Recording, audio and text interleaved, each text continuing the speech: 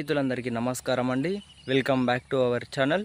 రైతు భరోసా విషయంలో ప్రభుత్వం రెండవ విడత నిధులను విడుదల చేసేందుకైతే సిద్ధమవుతున్నట్లయితే తెలుస్తుందన్నమాట.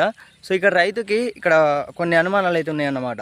సో అవి ఏంటి అనేవి అంటే, ఇప్పుడు ఒకటో విడతలో పడ్డట్టు ఈ రెండవ విడతలో కూడా అందరికీ అయితే అమౌంట్ పడతాయా లేదా, ఈ పరిమితి పెట్టిరంటారు కదా, మరి 5 ఎకరాల లోపు భూమి ఉన్నటువంటి రైతులందరికీ కూడా అమౌంట్ అయితే పడుతుందా అని అయితే ఇట్లా అడుగుతున్నారు అన్నమాట.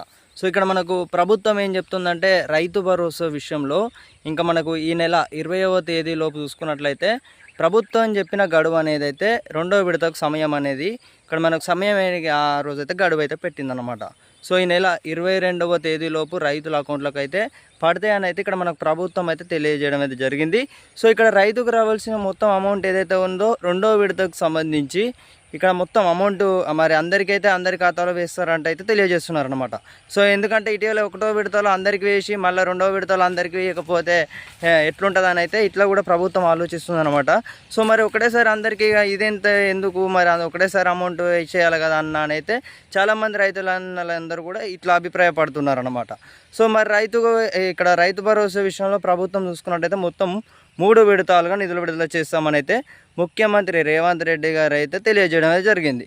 సో సిద్దిపేట నర్మేట్లో చూసుకున్నట్టయితే ఆ సభలో భారీ బహిరంగ సభలో చూసుకున్నట్టయితే ఆయన అయితే చెప్పారన్నమాట.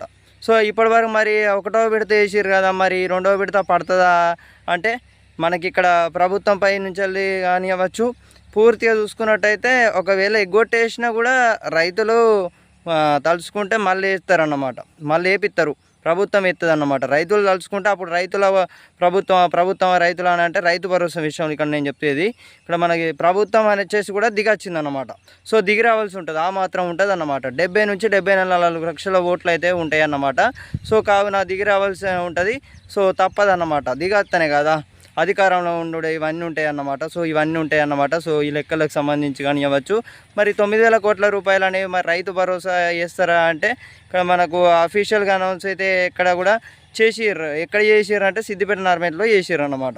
సో అనౌన్స్ చేసినప్పటికీ ఆ 9,000 కోట్లు ఏవైతే ఉన్నాయో అల్లకెళ్ళి సగం వేసి సగం మింగేసి తట్టు కార్యక్రమం ఇక్కడ పెట్టుకున్నట్లయితే తెలుస్తుంది అన్నమాట. సో డబ్బులకు సంబంధించి కానివ్వచ్చు. సో ఇప్పుడు రైతుకు రావాల్సిన మొత్తం అమౌంట్ వచ్చేసి కూడా మనం పూర్తిగా చూసుకున్నట్టయితే అల్లకెళ్ళి సగం కూడా రాలేదన్నమాట. సో ఇప్పుడు 5 ఎకరాల భూమి ఉన్నటువంటి రైతులు కానివ్వచ్చు, 6, 7, 10 ఎకరాల భూమి ఉన్నటువంటి రైతులు కానివ్వచ్చు. సో వీరందరికీ చూసుకున్నట్టయితే అమౌంట్ విషయంలో ఇక్కడ రావాల్సిన మొత్తం అమౌంట్ 6,000 రూపాయల చొప్పున 5 ఎకరాలకు కట్టించారు అన్నమాట. ఏది మనం ఒకటో విడతాం అన్నమాట. ఈ రెండో విడతలో చూసుకున్నట్టయితే రైతుకు రావాల్సిన మొత్తం 5 ఎకరాల లోపు ఉన్నటువంటి రైతులందరికీ కూడా ఈ పెండింగ్ అమౌంట్ అయితే క్లియర్ చేస్తామని అయితే ప్రభుత్వం చెప్తుంది అన్నమాట. సో మరి చూద్దాం.